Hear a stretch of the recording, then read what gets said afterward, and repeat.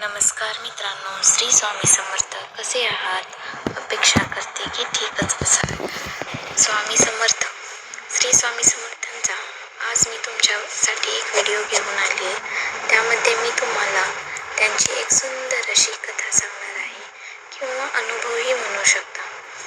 आपण आपल्या या अनुभवाला सुरुवात करूया. श्री स्वामी समर्थांचा कृपा अनुभव. श्रद्धेची परीक्षा. अक्कलकोट येथे श्री स्वामी समर्थांच्या दर्शनासाठी रोज हजारो भक्त येत असत. त्यामध्ये एक गरीब शेतकरी होता. अनेक वर्ष दुष्काळामुळे त्याची परिस्थिती अत्यंत बिकट झाली होती. कर्ज वाढले होते, घरात अन्न नव्हते आणि त्याचा देवावरचा विश्वासही डळमळीत झाला होता. एक दिवस त्याने ठरवले, मी स्वामींच्या चरणी जाईन, ते जे सांगतील तेच करीन. तो अक्कलकोटला पोहोचला. स्वामींच्या दर्शनासाठी मोठी रांग होती. तासनतास वाट पाहिल्यानंतर त्याला दर्शन मिळाले. तो काही बोलण्याआधीच स्वामी म्हणाले, घाबरू नकोस, शेतात जा, विहीर खाण. शेतकरी विचारात पडला. आधीच पैसे नाहीत, मग विहीर कशी खणायची? मग त्याने मनाशी ठरवले की स्वामींच्या शब्दावर विश्वास ठेवायचा. गावी परतल्यावर लोकांनी त्याची थट्टा केली.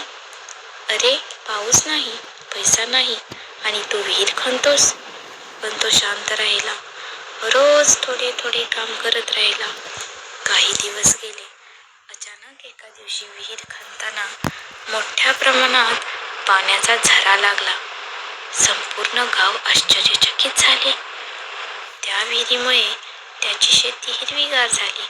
घरपोच पीक आले, कर्ज फेडले गेले, घरात सुख समृद्धी आली.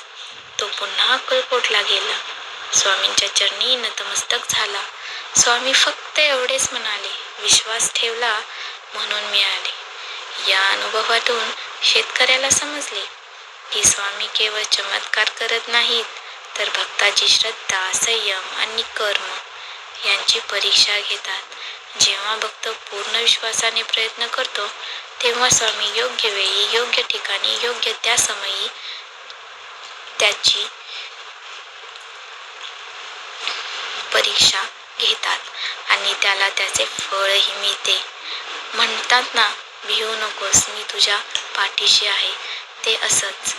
जो कोणी न भिता न डगमगता स्वामींवर विश्वास ठेवतो, स्वामी त्याला त्याचे फळ नक्की देतात. श्री स्वामी समर्थ. तुम्हाला माझी ही कथा आवडली असेल तर कमेंट करा. स्वामींवर विश्वास ठेवा आणि अशा अनेक कथा, अनेक गोष्टी मी तुमच्यासाठी घेऊन येईन. कमेंट करायला विसरू नका. श्री स्वामी समर्थ लिहायला विसरू नका. सबस्क्राईब करा, शेअर करा. श्री स्वामी समर्थ. मम्मी.